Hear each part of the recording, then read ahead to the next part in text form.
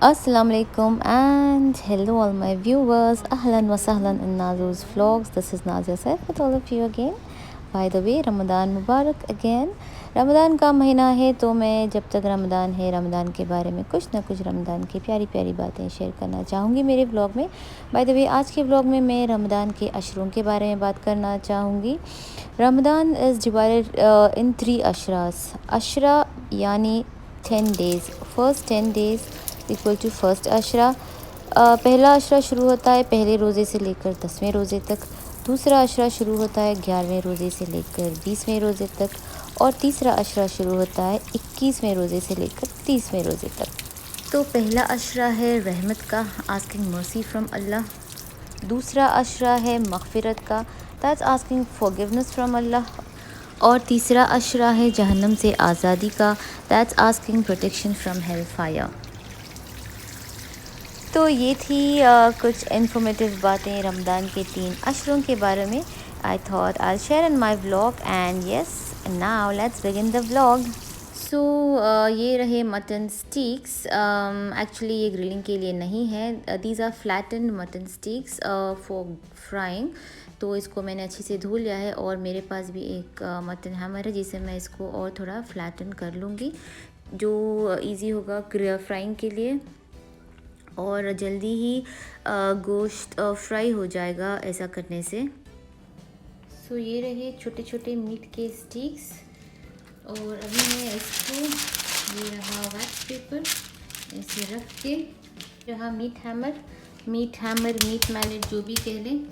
ये साइड्स, कोई भी side, I am using this side, there 2 sides, so I am using this side, just I am trying to just flatten the meat a bit. आज मैं वो recipe use कर रही हूँ जो my sister in law usually does. तो ऐसे करके I am using the wax paper so that गोश्त लगे ना इसको और ख़राब ना हो। तो अच्छी से फ्लैटन कर ले गोश्त को।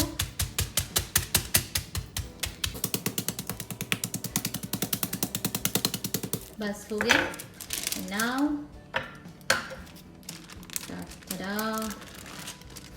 Meet is flattened. Now I add the masala, very simple masala.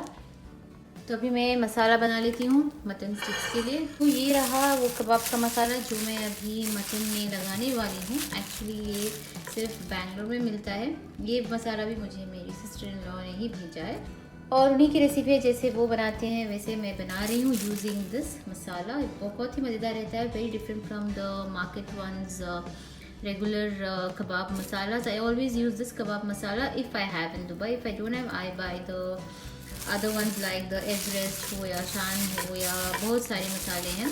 तो लेकिन ये बेंगलुरु का है और बहुत ही डिफरेंट है कंपेयर टू अदर कबाब का मसाला, एक अलग ही फ्लेवर देता है। तो बहुत ही ईजी है। इसको सिर्फ जिंजर गार्लिक पेस्ट में मिक्स करके थोड़ा रेड चिली पाउडर ऐड करेंगे बिकॉज उतना स्पाइसी नहीं है और नमक नहीं ऐड करेंगे बिकॉज इसमें ऑलरेडी नमक है। तो लाल मिर्च, ये पाउडर और जिंजर गार्लिक पेस्ट के साथ मैं बनाऊंगी मैरिनेशन का smooth paste which I am gonna apply on this mutton. So ये रहा जिंजर गार्लिक पेस्ट, मसाला और mutton already which I have flattened it. तो मैं गोश्त के हिसाब से मसाला लूँगी। 3 टेबलस्पून कबाब का मसाला ले रही हूँ और 3 teaspoon ginger garlic paste add करूँगी। अगर मसाला कम लगेगा तो मैं फिर से मसाला बना लूँगी। Red chilli powder, because spice कम है इसलिए रेड चिली पाउडर ऐड कर रही हूँ 1 टीस्पून। और अभी इसको मैं अच्छे से मिक्स कर लेती हूँ like this. Now I am gonna apply it on the mutton और मैरिनेट करके रख दूँगी।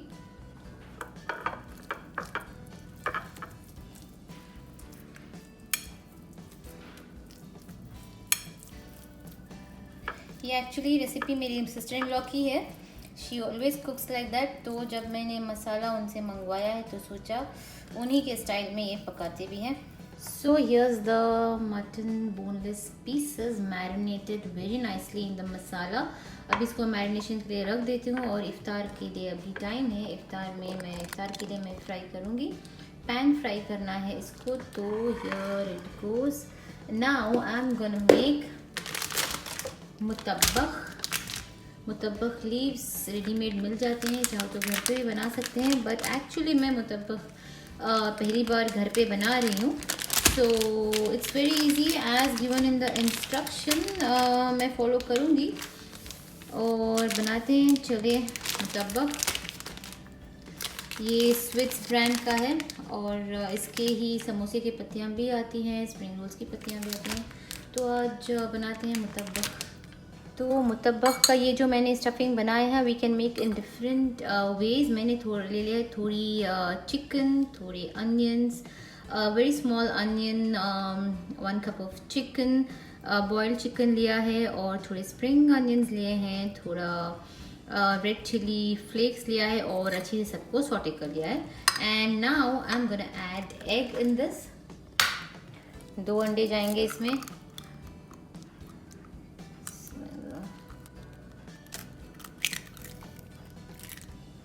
और इसमें भी मैं वही कबाब का मसाला ऐड कर रही हूँ जो मैंने अभी मटन के लिए यूज़ किया, very little, half tea spoon. और अभी इसको अच्छी से मैं मिक्स कर लेती हूँ।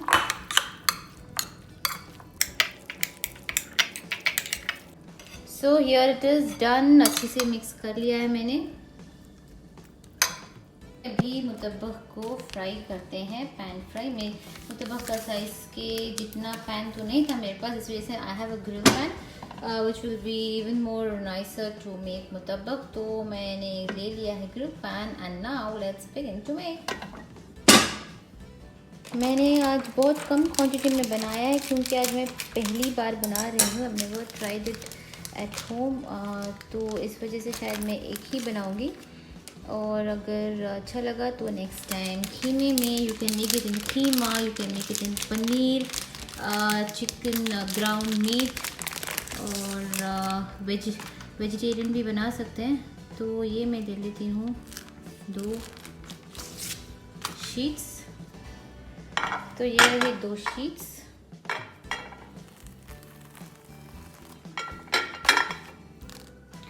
अभी पैन को मैं ऑन कर रही हूँ और add some oil in this. I'm gonna add a bit of olive oil. कोई भी ऑयल ले ली। ब्रश से evenly I'll spread all over the pan. बिस्मिल्लाह। और ये जो स्टफिंग है विद एग, इसको मैं इवनली डालूंगी।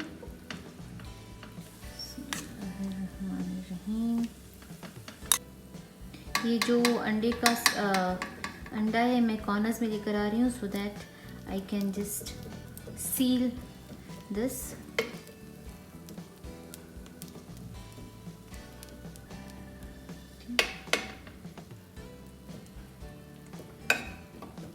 ओके, अभी ये मेरे पास है पिज़्ज़ा मिक्स श्रेडेड चीज़, मैं ऐड कर रही हूँ।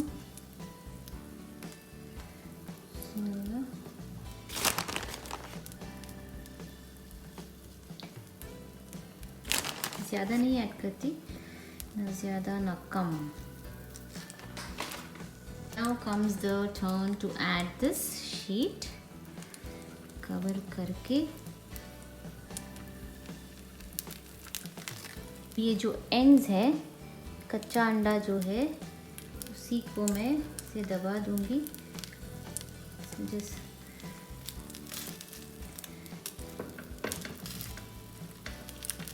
सारे कॉर्नर्स में, सो दैट ये सील हो जाए।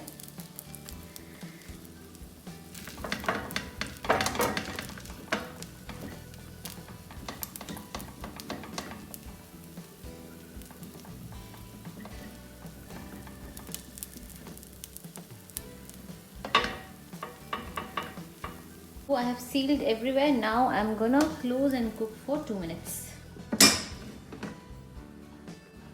तो पकने के लिए देती हूँ बिकॉज अंडा अंदर का पकना है और थोड़ी चीज़ भी तो मेल्ट होनी है। सो एक 3 to 5 मिनट्स मैं एक ही साइड करके सिम पे पका रही हूँ। तो एक ही साइड रखूँगी, then I am gonna just flip it. Mutabbaq leaves को स्टोर करने के लिए एक जिपलॉक का कवर लें और ये अंदर डालें और रेफ्रिजरेट कर दें। It's gonna be as good as you want to use for the next time.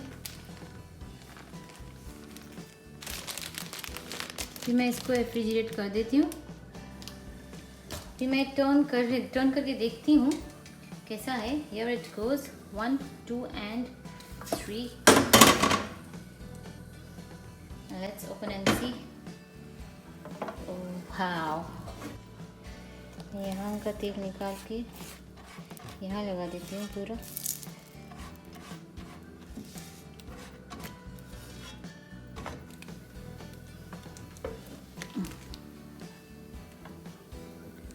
अभी इसको ये साइड पकने देते हैं अच्छे से. ये साइड तो अच्छी से पक गया है.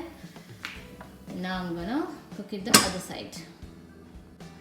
तो अभी देखते हैं मुतब्बक का क्या हाल हुआ है. ओह बिकॉज ऑफ चीज़ शायद ऐसे हुआ है. Oh wow. So both the sides it's done. मुतब्बक